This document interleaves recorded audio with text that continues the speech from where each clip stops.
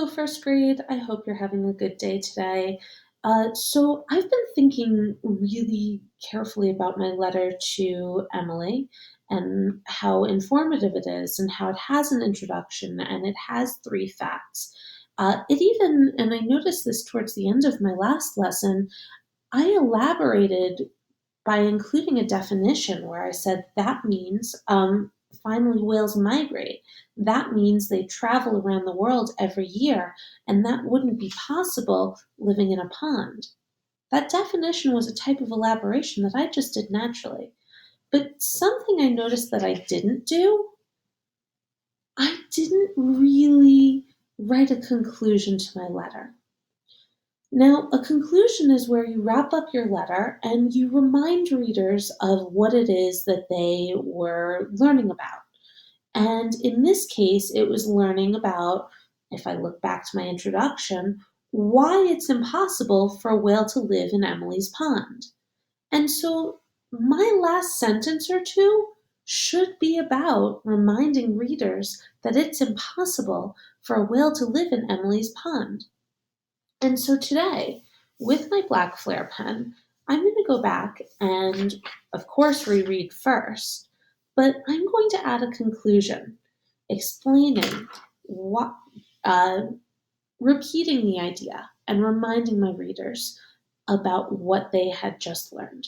So let's just take a quick peek since it's been a while since I read my letter. May 4th, 2020. Dear Emily, it is impossible for a whale to live in your pond. Whales are the biggest mammals in the world and much too large to live in a pond. Also, they need salt water from the ocean to survive, not fresh water. Finally, whales migrate. That means they travel around the world every year, and that wouldn't be possible living in a pond. Sincerely, Miss Goldberg.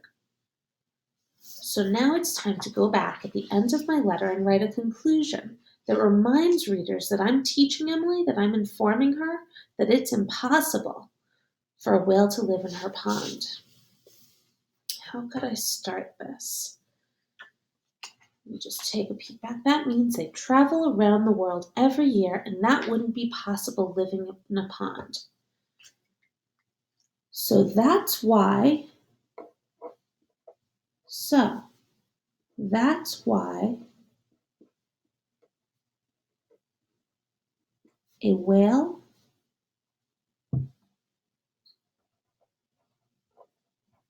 couldn't possibly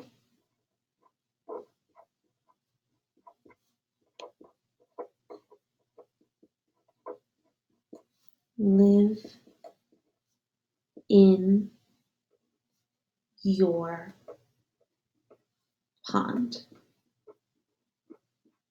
Sincerely, Miss Goldberg. Did I remind readers of the fact that this letter was informing Emily that a whale couldn't live in her pond? I did. Is so that's why the only way that you can start that sentence? No. You could start out with, so that's why.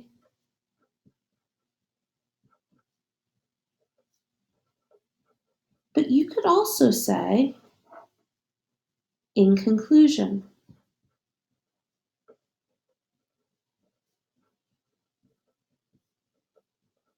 Finally. So you have to agree. I know that sounds awfully persuasive.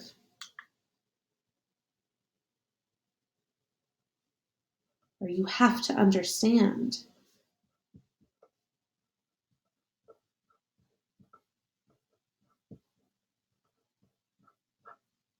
Or even, as you can see, it's true.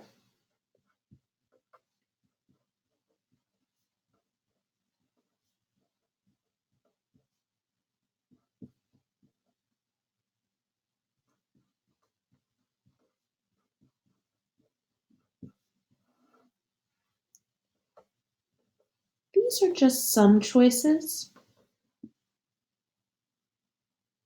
of ways to conclude informative letters.